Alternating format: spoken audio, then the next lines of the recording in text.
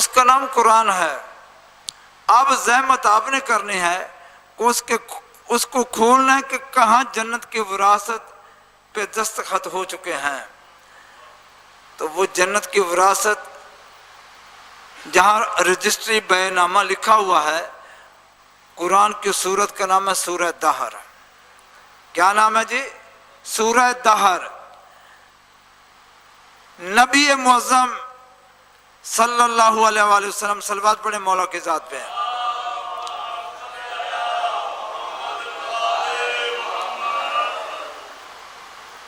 حسنین کریمین شریفین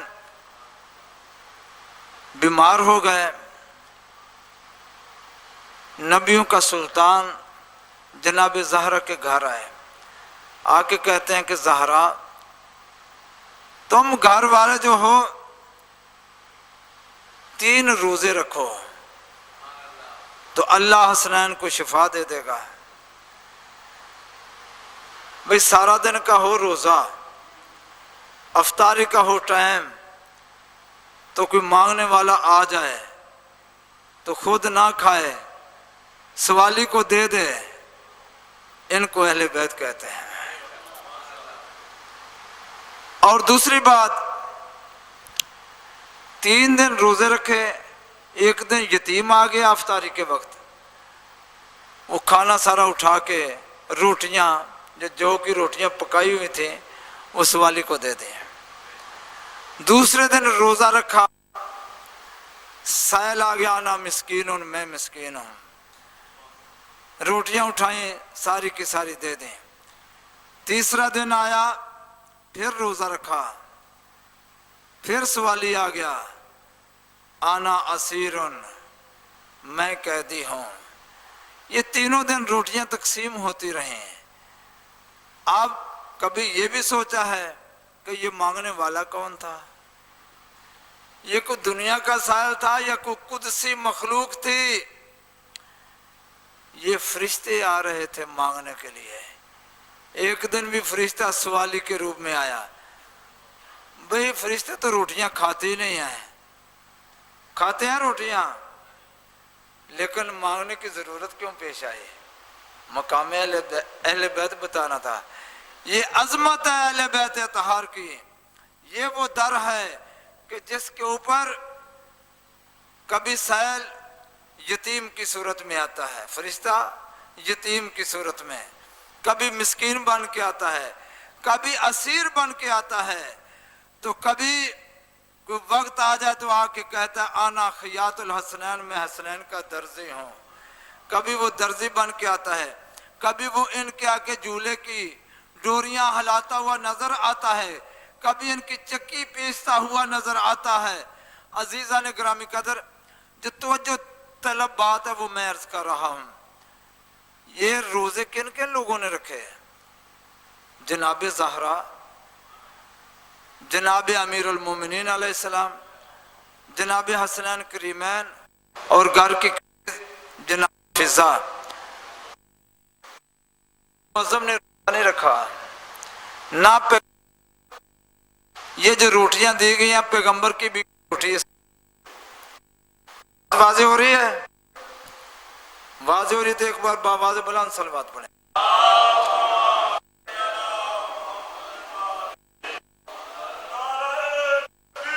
اللہ اکبر، یا رسول اللہ، حیدری،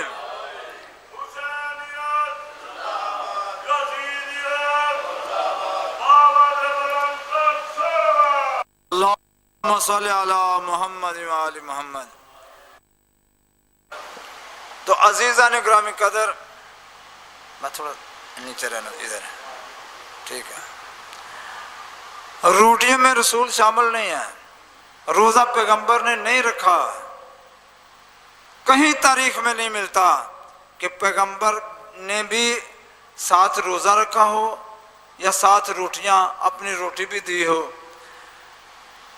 یہ روٹیاں دینے والے اہل بیت میں سے 4 علی، فاطمہ، حسن اور حسین۔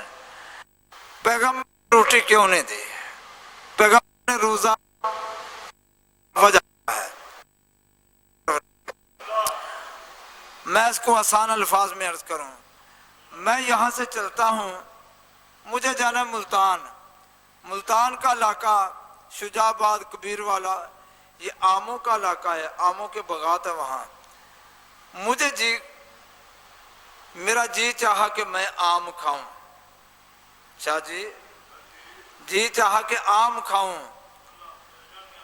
تو میں نے پوچھا کہ یہ باغ کس کا ہے, یہ کس کی ملکیت ہے, کس نے خریدا ہے؟ کسی نے کہا کہ اس کے 5 مالک ہیں. کتنے مالک ہیں؟ 5. فلاں فلاں. ان میں ایک میرا دوست تھا, 4 میں. اب آم کو بھی جی کر رہا ہے, لیکن وہ 4 مخالف ہیں. اب میں کیا کروں؟ آخر ہم بھی مولوی تھے, پھر ہم نے مولوی بولا تکا نکالا. ہم نے کہا آم توڑتے نہ, جا کے آم توڑ کے جیبیں بھر لیں. کھانے لگے. وہ جو 4 میرے مخالف تھے وہ آ گئے. بھئی آپ سے ہماری بنتی نہیں ہے, آپ نے باغ میں آنے کی جرت کیسے کی؟ باغ میں کیوں آ گئے؟ میں نے کہا غور سے سنو, یہ جو آم میں نے توڑے ہیں نا, یہ میں نے اپنے دوست کے حصے سے توڑے ہیں, تمہارے حصے سے میں نے باغ سے نہیں توڑے. جاؤ جا کے میرے دوست سے بات کرو. تو جو ہے یہ میں نے اپنے دوست کے حوالے سے توڑے ہیں. وہ خاموش ہو گیا. بھی اب اس کو جواب کیا دوں؟ یہی وجہ ہے اللہ کے نبی کی روٹی اس میں کیوں نہیں لی گئی, اللہ کے رسول نے روزہ کیوں نہیں رکھا. اور اس کے متعلق فرمایا وَجَزَاهُمْ صَبَرُوا جَنَّةً وَحَرِيرًا. ان کو اللہ نے جزا پھر یہ دی روزہ رکھنے والوں کو کہ ان روزہ رکھنے کے بدل میں اللہ نے ان کو جنت عطا کی. یہ بینامہ دے دیا ان کو. اچھا میں اور واضح کروں اس کو. ایک چیز کا نام ہے عطا. کیا ہے بھائی؟ عطا. ایک ہے جزا. عطا یہ ہے کہ سیل مانگنے آیا, میں نے اس کو روٹی دے دی, تو یہ کیا ہے بھائی؟ عطا ہے. اس کو کیا کہتے ہیں؟ یعنی بغیر محنت کیے جو مل جائے اس کو عطا کہتے ہیں. میں کام کوئی بھی نہیں کیا, آپ مجھے کچھ دے دیتے ہیں تو آپ نے مجھے عطا کیا ہے. ایک ہے میں کہتا ہوں کہ اکرم بھائی مشین خراب ہے, اس کو ذرا ٹھیک کر دو. وہ مشین کو دیکھ کے کہتا ہے جی 200 روپیہ خرچ آئے گا اس پہ. کتنا خرچ آئے گا؟ اب 200 مجھے دینا پڑے گا, اس سے میں کم نہیں کر سکتا. کیوں؟ اب زبان کر لیا کہ اس کی اجرت اتنی ہے. تو یہ جو میں 200 دے رہا ہوں یہ کیا ہے؟ جزا ہے. یہ بھائی کیا ہے؟ جزا ہے. تو جو بغیر کچھ کیے روٹی دے دی وہ عطا ہے. تو یہ اہل بیت طہار کو جنت عطا نہیں ہوئی. تو جو اہل بیت طہار کو جنت عطا نہیں ہوئی بلکہ یہ جزا میں ملی. وَجَزَاهُمْ صَبَرُوا. یہ تمہارے صبر کی جزا. جنتم و حریرا, جنت اور حریر جنت, یہ ہم اہل بیت طہار کو دے رہے ہیں. سورہ دہر آگئی حَلْ أَتَىٰ عَلَى الْإِنسَانِ حِینٌ مِّنَ الدَّهْرِ لَمْ يَكُنْ شَيْئًا مَّذْكُورًا. جب یہ روٹیاں دی تو آیت آ گئی وَيُطْعِمُونَ الطَّعَامَ عَلَىٰ حُبِّهِ مِسْكِينًا وَيَتِيمًا وَأَسِيرًا. عزیزو یہ جنت مل گئی.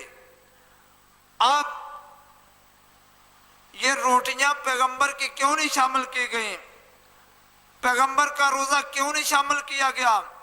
کہ جب روز قیامت ہوگا, روز حشر ہوگا, ان چاروں کے تو مخالف ہیں لوگ. کبھی ان کے جلوس روکتے ہیں, کبھی ان کے ذکر کو روکتے ہیں, علی کا نام سننا لوگ پسند نہیں کرتے. بھئی ایسا ہے. اسی لیے تو حضرت ابوبکر صدیق نے اپنے دور میں فی زمان رسول اللہ, زمانہ رسالت میں یہ کہا تھا کننا نعرف المنافقین, ہم منافقین کو پہچانتے تھے علی ابن ابی طالب کے بغض سے. اگر اس کے اندر بغض علی ہے تو ہم اس کو منافق سمجھتے تھے، اگر بغض نہیں ہے تو پھر اس کو مومن سمجھتے تھے. عزیزو، ان سے تو بغض رکھتے تھے. تو روز حشر بڑے بڑے اعمال کرنے والے جب جنت کی طرف بڑھ رہے ہوں گے تو جنت کی ملکیت بھی سن لی نا. جنت کن کی ہے؟ علی، فاطمہ، حسن اور حسین. بھئی جہاں بھی اہل بیت کا قصیدہ پڑھا گیا اس میں محمد والے محمد آئے. بھئی حدیث کے ساتھ چادر کے نیچے 5 کا ذکر ہے، مبالہ میں گئے 5 کا ذکر ملتا ہے، نماز میں 5 کا ذکر ملتا ہے. عزیزو، یہ 5 کا ذکر چل رہا ہے، لیکن جنت کی جب بات آئی ان میں پھر 5 کا ذکر نہیں، ان میں 4 کا ذکر آتا ہے. توجہ، ان میں کتنے کا ذکر ہے؟ 4 کا. اس دن اللہ نے اسی لیے پیغمبر کی روٹیاں اس میں نہیں رکھوائیں، پیغمبر کا روزہ رکھوایا ہی نہیں کہ کوئی اس آڑ میں نہ آ جائے. ہم تو نبی کی رسالت کے قائل ہیں، ہم ان کے رشتہ دار بھی ہیں، لہذا ہم جنت میں چلے جائیں گے تو خالق یہ فرمائے گا جنت محمد کے ہبہ نامہ میں نہیں لکھا گیا، محمد کی جزا میں نہیں ہے، اس کے وارث علی، فاطمہ، حسن اور حسین ہیں، اگر ان سے کوئی مودت رکھتا ہے تو جنت کے لیے آ جائے. یہ وجہ تھی کہ تاکہ کوئی رشتہ داری جتلا کے ان کے مقابل میں آ کے پھر جنت کا وارث بننے کی کوشش نہ کرے، جنت کا حقدار بننے کی کوشش نہ کرے. عزیزان گرامی قدر، مقام رسالت کیا ہے؟ اہل بیت کا مقام کیا ہے؟ پہلی حدیث میں نے ایک صحابی کی بیان کی اہل بیت کے لیے، چلو اگلی حدیث بھی میں صحابی کی بیان کرتا ہوں. حضرت عثمان غنی کا نام سنا بھائی؟ جن کو ذو النورین کہتے ہیں. کیا کہتے ہیں؟ ذو النورین. ہم نے مولوی سے پوچھا بھئی ذو النورین کیوں کہتے ہو؟ ذو النورین کا معنی 2 نوروں والا. کیا بھئی بولو کو کرفیو تو نہیں لگا ہوا؟ 2 نوروں والا. میں نے کہا بھئی 2 نور کس طرح آ گئے ان میں؟ کیونکہ رسول کی 2 بیٹیاں ان کے گھر تھے. تو میں نے کہا بھئی 2 بیٹیاں تھیں، جس کو تم 2 نوروں والا کہہ رہے ہو بیٹیوں کی وجہ سے، کیونکہ وہ رسول کی بیٹیاں ہیں، تو عثمان بن گیا 2 نوروں والے. تو جو ان کا باپ ہے اس کو تو بشر کہتے ہو، وہ نور والا نہیں ہے، بیٹیاں نور والی بن گئی. یہ معمہ حل نہ ہو سکا، مولوی کی معرفت کا آج تک پتہ نہ چلا. بیٹیاں اگر آ جائیں تو 2 نوروں والا وہ بن گیا بندہ. بس یہ شان بیان کرنے کے لیے کہہ دیا بھی بیٹی کو عربی میں کہتے ہیں بنتن. ایک بیٹی ہو تو بنتن، 2 بیٹیاں ہو تو بنتین. کیا بنا؟ بنتین. ذو بنتین، 2 بیٹیوں والا، لیکن کہتے ہیں ذو النورین، 2 نوروں والا. عزیزو، وہ حضرت عثمان فرماتے ہیں کہ رسول کے لیے حدیث ہے اول ما خلق اللہ نوری، اللہ نے سب سے پہلے میرے نور کو خلق کیا، کچھ بھی نہیں تھا، میرا نور خلق کیا. جب خلق کر دیا گیا تو پیغمبر کے سائے کو ختم کر دیا گیا، پیغمبر کے سائے کو ختم کر. بھئی آپ جب چلتے ہیں تو آپ کا سایہ ہوتا ہے یا نہیں؟ اگر سورج سامنے ہو تو سایہ پیچھے، اگر سورج پیچھے ہو تو سایہ آگے آتا ہے. ایسا ہی ہے، نبی کا سایہ ختم کر دیا گیا. نبی کا سایہ نہیں تھا، مچھر مکھی میرے رسول کے قریب نہیں آتا تھا. بڑی تحقیق کی کہ نبی کا سایہ کیوں نہیں. بھئی ہم تمام انسانوں کے سائے ہیں، نبی کا سایہ کیوں نہیں؟ اس کی روایت، اس کی وضاحت کرتے ہیں حضرت عثمان غنی. حضرت عثمان کہتے ہیں سایہ اس لیے ختم کیا گیا کہ اگر سورج پیچھے ہو نبی کا سایہ آگے ہوتا تو سورہ حجرات میں خالق کائنات فرماتا ہے لا تقدموا بین یدی اللہ کہ میرے نبی سے آگے نہ چلو. یہ احترام نبوت ہے, نبی سے آگے نہ چلو, آگے چلو گے تو یہ احترام رسالت کے خلاف ہے. تو میرا خالق جو ہے وہ بندوں کا چلنا تو درکنار, وہ یہ بھی برداشت نہیں کرتا کہ میرے نبی کا سایہ بھی اس کے آگے چلے, نبی کا سایہ بھی نبی سے آگے چلے. بھی اگر سایہ پیچھے ہو تو حضرت عثمان کہتے ہیں ہم سب کلمہ پڑھنے والے بھی پیچھے پیچھے تو چلیں گے, آگے تو چلنا جرم ہے لیکن پیچھے تو چل سکتے ہیں. بھئی جب پیچھے چلیں گے تو پھر ہمارے پاؤں رسول کے سائے کے اوپر آئیں گے. خالق یہ بھی برداشت نہیں کرتا کسی کلمہ پڑھنے والے کا پاؤں میرے نبی کے سائے کے اوپر پڑے. توجہ, کسی کا پاؤں میرے نبی کے سائے کے اوپر پڑے.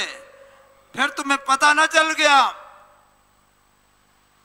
کہ کچھ ایسے ہیں کہ جن کے پاؤں نبی کے سائے کے اوپر بھی نہیں آ سکتے, لیکن کچھ ایسے ہیں سایہ تو درکنار, ان کے قدم مہر نبوت پہ آ جاتے ہیں, ان کے قدم مہر نبوت کے اوپر ہوتے ہیں. عزیزان گرامی قدر, جنت کی وراثت ان کو دے. چلو یہ دو صحابیوں کی بات سن لی, اب تیسرے کی بات بھی سن لو. حضرت عمر خطاب, ان کی حدیث بھی سن لو. وہ کہتے ہیں کہ عید کا دن تھا. ایک روایت میں یہ کہ جناب حسن اور حسین دونوں رسول کے کندھوں پہ سوار تھے, اور بعض میں یہ ہے کہ حسین سوار تھے. باہر دونوں شہزادے سوار تھے مہر نبوت پر. مہر نبوت رسول کے کندھوں کے اوپر تھا نا, تو اوپر بیٹھے ہوئے تھے. یہ کیوں بیٹھے؟ حسنین شریفین نے کہا نانا عید کا دن ہے, ہر ایک کی سواریاں ہیں تو ہماری سواری. کہا تمہاری سواری پورے مدینے سے جدا گانا نہ تو پھر بات کیسی ہوئی, اور میرے شہزادوں میرے کندھوں پہ بیٹھو. یہ ناز برداریاں ہیں حسن اور حسین کی, کندھوں کے اوپر بٹھا کے مدینے کی گلیوں سے گزر رہے ہیں. صحابہ پیچھے پیچھے ہیں. صحابی کدھر ہیں؟ پیچھے پیچھے ہیں. آگے آگے حضرت عمر ہیں. حضرت عمر دیکھ کے کہتے ہیں ماشاءاللہ کیسی سواری ہے, نعم المرکب, کیسی اچھی سواری ہے. نبیوں کے سلطان نے فرمایا خبردار ایسے نہ کہو. یہ کیوں نہیں کہتا نعم الراکب کے سوار کیسے ہیں؟ سواری کہتے ہو کیسی ہے, یہ بولو کہ سوار کیسے ہیں. سوار کون ہیں؟ حسن اور حسین. مقام حسینیت کا علم ہوا کہ ان کی عظمت کتنی ہے, ان کی شان کتنی ہے, کہ صحابی وہ کہ جو رسول کے سائے پہ بھی قدم نہیں رکھ سکتا, حسن اور حسین وہ جو مہر نبوت کے سوار ہیں.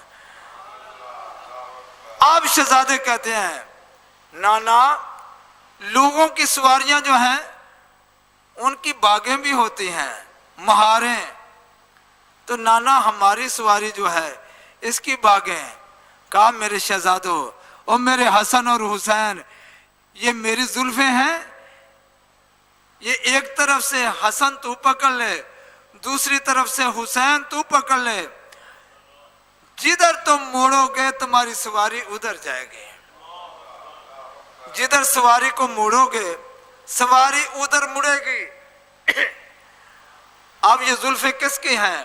سید الانبیاء کی, 1.25 لاکھ انبیاء کے سردار کی زلفیں ہیں. اور دی ہیں مہاریں بنا کے اپنے شہزادوں کو، بھئی جدھر موڑو گے ادھر مڑیں گی۔ اب آدم سے لے کر عیسیٰ تک سارے نبی کس کی امتی ہیں؟ بھئی بلند آواز سے بولو ذرا، سید الانبیاء کی امتی ہیں۔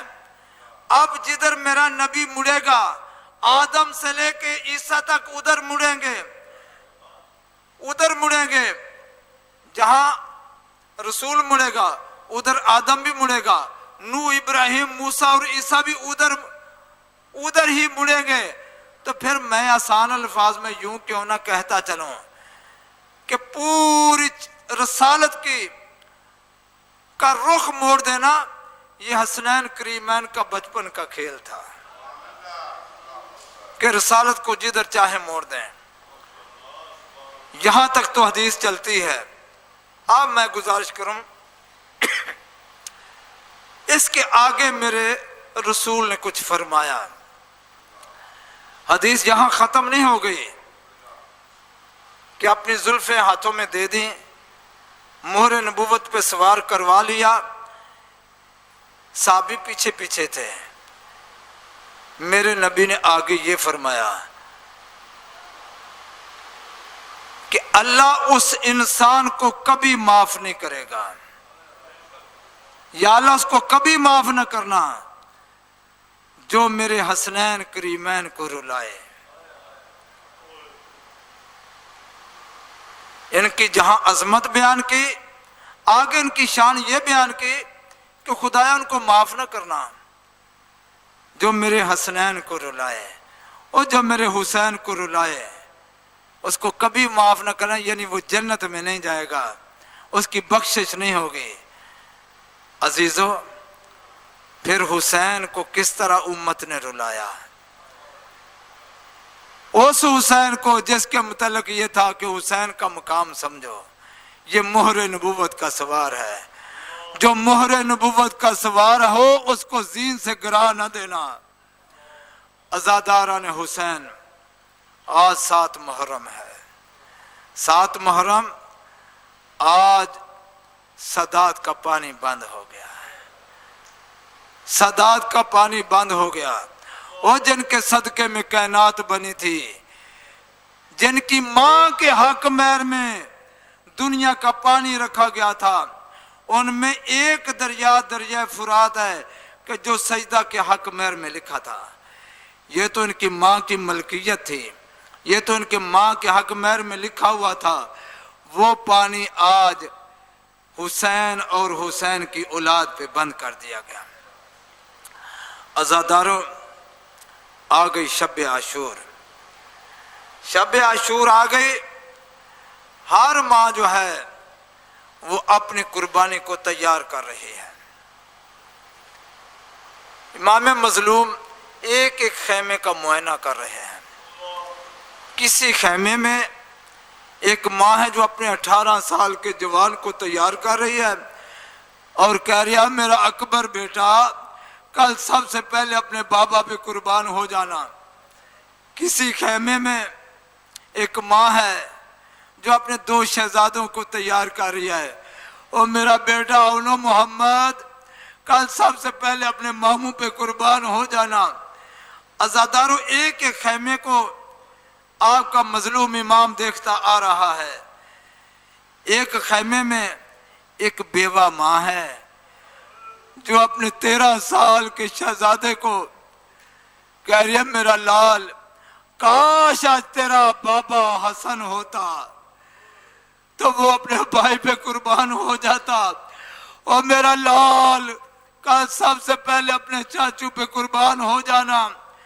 چلتے چلتے ایک خیمے میں آئے جن میں ایک ماں ہے جس کا بچہ 6 ماہ کا ہے، بی بی رو بھی رہی ہے، رو رو کے کہہ رہی ہے اور میرا لال اکبر جوان ہے، وہ تو گھوڑے پہ سوار ہو کے میدان میں جائے گا، कासम जवान है, वो भी घोड़े पे सवार होकर जा सकता है, और मेरा लाल और मोहम्मद भी घोड़े पे सवार होकर जाएंगे, और मेरा लाल तू तो माँ को माँ भी नहीं कह सकता, और मेरा लाल कल तू किस तरह मैदान में जाएगा।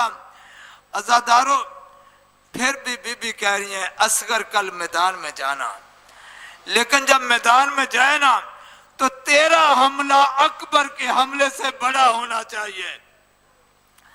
अपनी जबान बेजुबानी में असगर कहता है, अम्मा कल दिन होने दे, देखना कि तेरा शहजादा किस जुर्रत का मालिक है।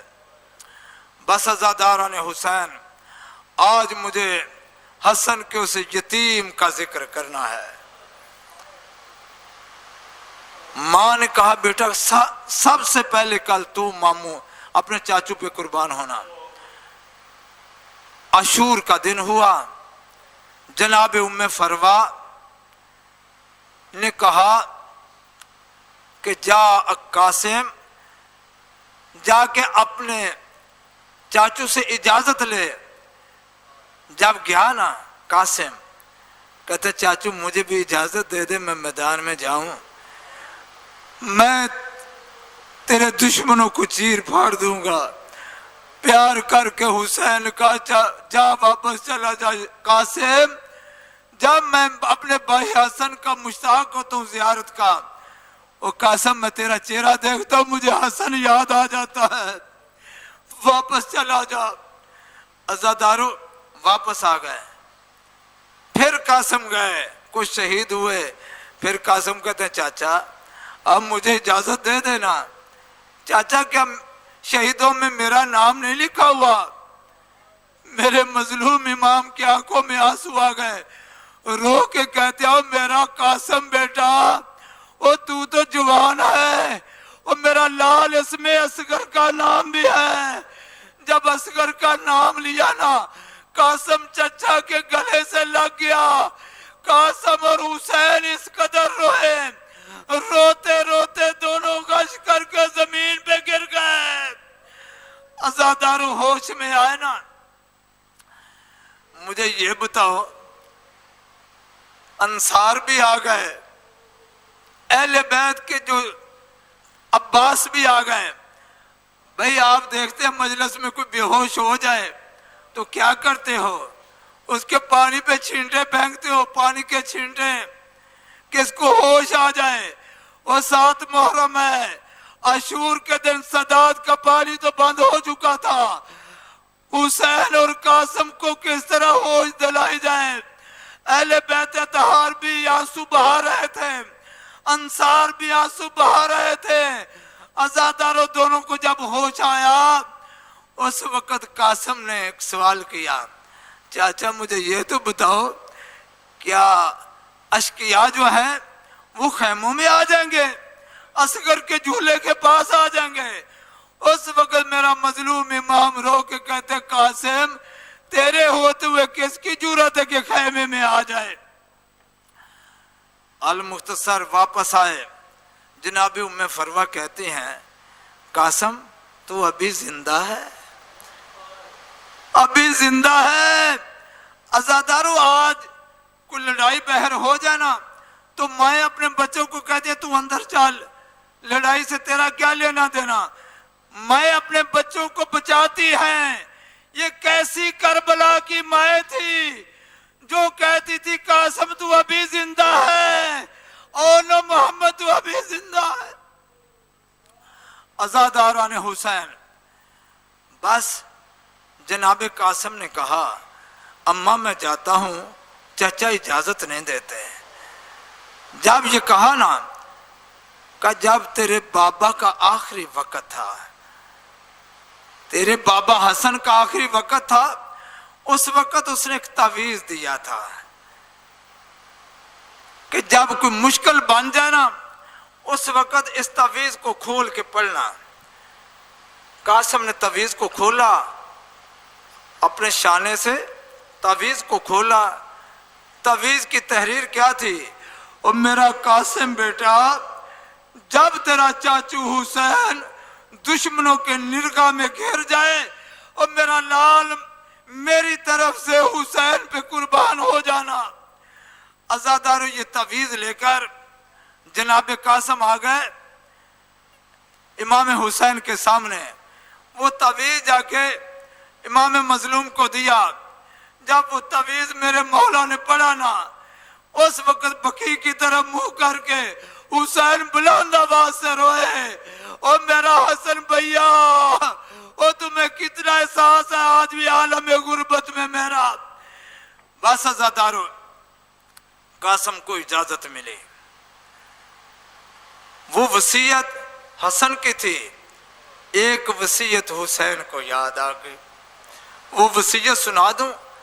عام طور پہ اس میں اختلاف کیا جاتا ہے، جو زائرین میرے سامنے بیٹھے ہیں وہ اس چیز کی تصدیق کریں گے کہ جب آپ خیام حسینی میں داخل ہوتے ہیں، سب سے پہلا خیمہ حضرت عباس علمدار کا ہے، اس سے آگے چلے امام حسین کا خیمہ، امام زین العابدین کا خیمہ، اس کے پیچھے بیبیوں کے خیمے، حضرت زینب کبریٰ، حضرت ام کلثوم، سب سے آخر میں جو اہل بیت کا خیمہ ہے وہ حضرت قاسم کا خیمہ ہے۔ اور آپ نے پڑھا ہوگا اس کے اوپر ایک بورڈ لگا ہوا ہے، حجرہ عروسی حضرت قاسم بن حسن، کہ یہ وہ حجرہ ہے کہ جہاں قاسم بن حسن کا نکاح ہوا تھا۔ عزادارو روتا ہوا حسین قاسم کو ہاتھ سے پکڑا، خیمے میں لے آیا، خیمہ میں لا کے کتابوں کے حوالے بہت سے موجود ہیں۔ عزادارو وہاں لا کے اتنا رویا حسین، کہا یہ تعویذ تو نے مجھے دکھا دیا قاسم، لیکن مجھے بھی تیرے ایک وصیت یاد آ گئی ہے۔ تیرے بابا نے مجھے کہا تھا اے حسین یہ قاسم اب تیرا بیٹا ہے، قاسم تیرا بیٹا ہے۔ عزادارو جناب فاطمہ کبریٰ کا نکاح شور کے دن اس حجرہ عروسی میں عقد پڑا گیا۔ میں یہ کہوں گا یہ فاطمہ کبریٰ سے نکاح نہیں پڑا گیا، یہ قاسم کا نکاح شہادت سے پڑا گیا۔ عزادارو نکاح پڑا گیا۔ اب روتا ہوا حسین خیمے سے باہر نکل آیا۔ اب جناب فاطمہ کبریٰ جو ہے قاسم کا ہاتھ پکڑ کے کہتی ہے اس عالم غربت میں قاسم تیرے ساتھ میرے بابا نے نکاح تو پڑھ دیا، اب تو جا رہا شہادت کی طرف، مجھے یہ تو بتا دے جب تو شہید ہو جائے گا تو میں تمہیں کس طرح پہچانوں گی قاسم؟ عزادارہ نے حسین کس طرح پہچانا پھر؟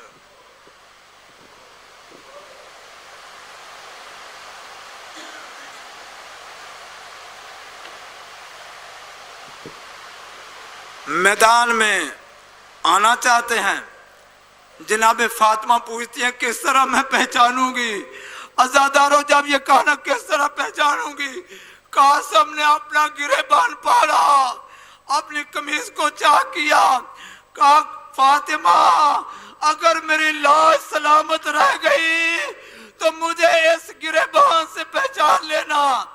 عزادارو قاسم آئے میدان میں، عباس طریقے بتا رہے استاد، عباس ان کے استاد ہیں علی اکبر کے، تمام ہاشمی جوانوں کے جنگی حربے سکھانے والے، یہ فن سکھانے والے حضرت عباس ہیں۔ طریقے بتاتے جا رہے ہیں۔ قاسم کو سوار جب کروا دیا نا، قاسم آ گئے میدان میں۔ عزادارہ نے حسین قاسم جب میدان میں چلے گئے، بہت سے ظالموں کو فنار کیا، اتنے بہادر تھے کہ عمر سعد کے خیمے پہ حملہ کیا، کہا ظالم تو جوانان جنت کے سردار پہ حملہ کر رہے، پانی بند کر دیا۔ عزادارو یہ بہادری تھی حضرت قاسم کی، بہت سے دشمنوں کو فنار کیا۔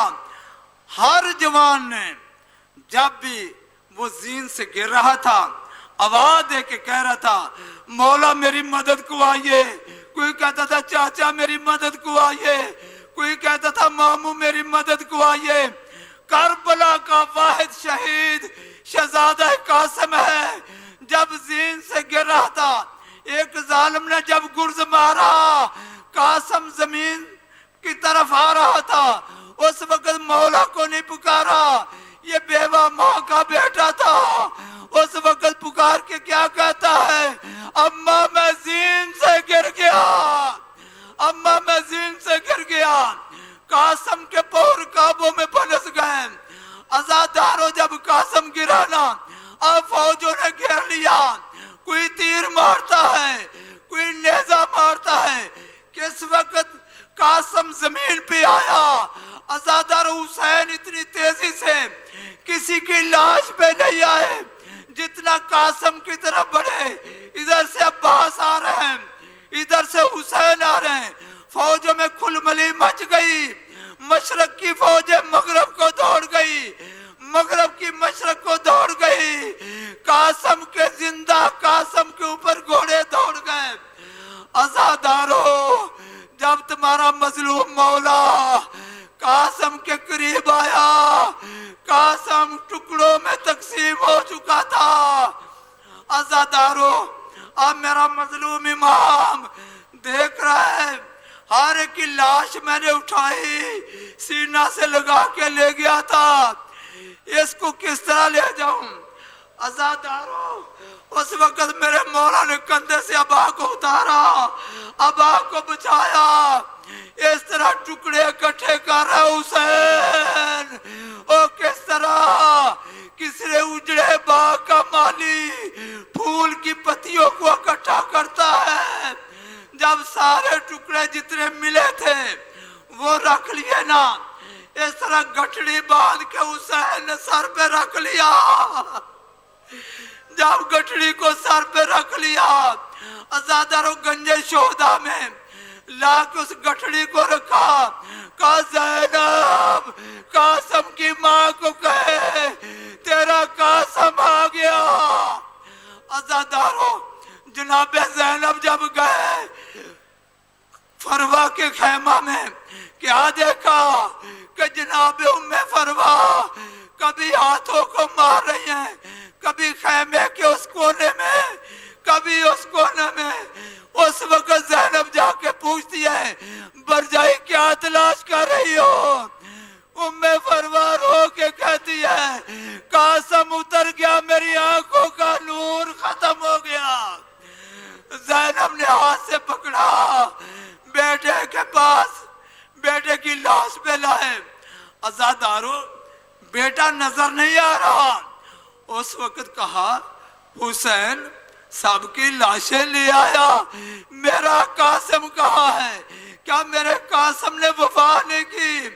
رو کے حسین کہتا ہے، ام فروا اور جس طرح تیرے قاسم نے وفا کی ہے اس طرح کسی کی وفا نہیں۔